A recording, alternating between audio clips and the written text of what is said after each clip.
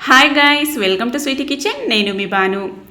ఈరోజైతే ఇంట్లోనే చాలా ఈజీగా గోధుమ పిండి కాంబినేషన్తో బ్రెడ్ని ఎలా చేసుకోవాలో చూద్దామండి. చాలా ఈజీగా చేసుకోవచ్చు. మనం ఇక్కడ ఈస్ట్ కానీ ఈనో కానీ అవెన్ కూడా లేకుండా మనకి ఇడ్లీ ప్లేట్లలోనే ఈ బన్నులు అయితే రెడీ అయిపోతాయి అన్నట్టు. మీకు కనుక నచ్చినట్లయితే మీరు కూడా ఒక్కసారి ట్రై చేసి మీకు ఎలా కనిపించిందో మీ ఒపీనియన్ అయితే షేర్ చేసుకోండి. మరి ప్రిపేర్ చేసే ప్రాసెస్లకు అయితే వెళ్ళిపోదాం, వచ్చేయండి. ఒక మిక్సింగ్ బౌల్ తీసుకొని అందులోకి 1 కప్పు గోధుమ పిండి అయితే తీసుకున్నాను. అందులోనే 1 టీ స్పూన్ అంతా పంచదార వేసుకోవాలండి. మనకి బన్ అనేది కాస్త స్వీట్ రావడానికి పంచదార వేసుకొని పించ్ ఆఫ్ అన్నట్టు ఉప్పు వేసేసుకొని 1/2 teaspoon baking powder, 1/2 teaspoon అంతా బేకింగ్ సోడా వేసుకోవాలి. వంట సోడా వేసుకొని అంతా ఒకసారి బాగా మిక్స్ అయ్యేలాగా మిక్స్ చేసుకుందాం. ఇప్పుడు ఇందులోకి నేనైతే 1 ఎగ్ కూడా వేసుకుంటున్నాను. నేను ఇక్కడ మైదా కూడా వాడకుండా గోధుమ పిండితో అయితే చేస్తున్నానండి. చాలా పర్ఫెక్ట్గా వస్తుంది. ఒక 2 టేబుల్ స్పూన్లంతా ఆయిల్ అయితే వేసేసుకొని ఇప్పుడు అంతా ఒకసారి బాగా మిక్స్ అయ్యేలాగా మిక్స్ చేసేసుకుందాం. చూడండి, ఈ విధంగా ఒకసారి స్పూన్తో అంతా బాగా మిక్స్ చేసుకొని తర్వాత చేతితో మనము పిండి అనేది బాగా సాఫ్ట్గా కలుపుకోవాలి. పిండిని మనం ఎంత సాఫ్ట్గా కలుపుకుంటామో, ఎంత ఎక్కువసేపు నీడ్ చేసుకుంటామో దానిపైనే పోతుందండి బ్రెడ్ అనేది మనకి సాఫ్ట్గా రావడం అనేది. కొన్ని కాచి చల్లార్చిన పాలైతే వేసేసుకొని పిండిని బాగా సాఫ్ట్గా నీడ్ చేసుకోవాలి. చూడండి, ఈ విధంగా చపాతీ పీట మీద వేసేసుకొని చేతికి కాస్త నెయ్యి కానీ నూనె కానీ కొద్ది కొద్దిగా అంటించుకుంటూ చేతికి పిండి అనేది అంటుకోకుండా బాగా సాఫ్ట్గా ఇక్కడ చూపించిన విధంగా నీడ్ చేసుకోవాలి.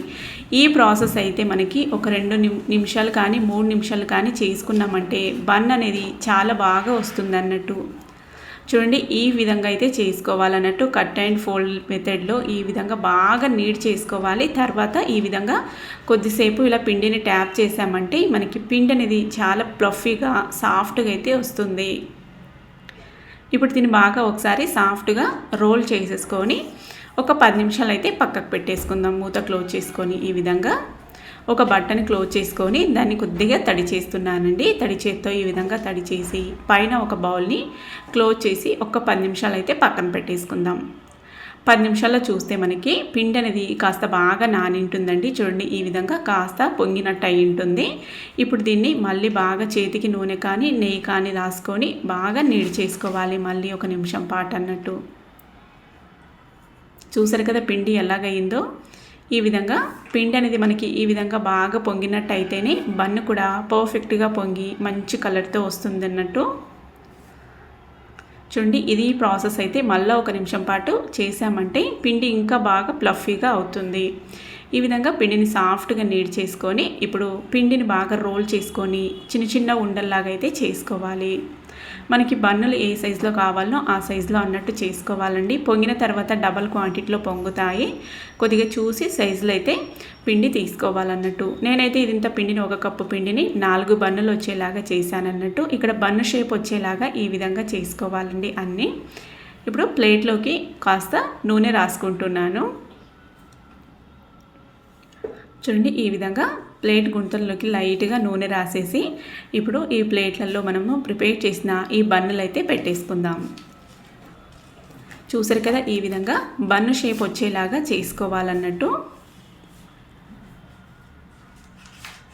చాలా ఈజీగా చేసుకోవచ్చండి. ఒక్కసారి ట్రై చేసి చూడండి, మీరే మళ్ళీ మళ్ళీ ట్రై చేస్తారు. అంత సాఫ్ట్గా ఉంటాయి, అంత పర్ఫెక్ట్గా మనకి మంచి కలర్తో అయితే వస్తాయి. పైన లైట్గా ఈ విధంగా పాలైతే అప్లై చేసుకుందామండి. ఇందులో కాస్త పంచదార వేశాను.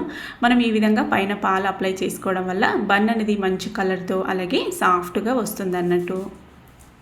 స్పాచులా ఉంటే స్పాచులతో అప్లై చేసుకోవచ్చు. నేను ఇక్కడ స్పూన్తో అప్లై చేస్తున్నాను. ఈ విధంగా బాగా మొత్తానికి అప్లై చేసుకొని దీన్నైతే మళ్ళీ ఒక 10 నిమిషాలు అయితే పక్కకు పెట్టేసుకుందామండి. 10 నిమిషాలు లేకపోయినా 5 నిమిషాలన్నా పక్కకు పెట్టేసుకోవాలన్నట్టు. ఈ విధంగా మళ్ళీ పిండి పైన బటన్ క్లోజ్ చేసామంటే అంటుకుంటుంది కాబట్టి అలా క్లోజ్ చేశాను అన్నట్టు.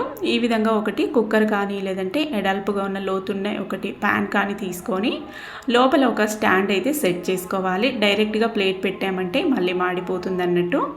చూడండి, ఒక 10 నిమిషాల తర్వాత ఇప్పుడు ప్రీ హీట్కి అయితే ఒక 5 నిమిషాల ముందే ఆ స్టాండ్ని సెట్ చేసుకొని ఉండాలి. 10 నిమిషాలకు చూసారు కదా, కాస్త సైజ్ అయితే ఇంక్రీజ్ అయ్యింది. ఇప్పుడు ఈ ప్లేట్ని అయితే ఇందులోకి సెట్ చేసుకుందాం. ఇప్పుడు పైన మూత క్లోజ్ చేసుకొని పైన ఒకటి వెయిట్ ఉండేది ఏదైనా ఈ విధంగా అయితే పెట్టుకుంటున్నానండి నేను. ఇప్పుడు వీటినైతే మీడియం ఫ్లేమ్లో ఒక 30 నుంచి 35 నిమిషాలు అయితే స్టీమ్ చేశానండి.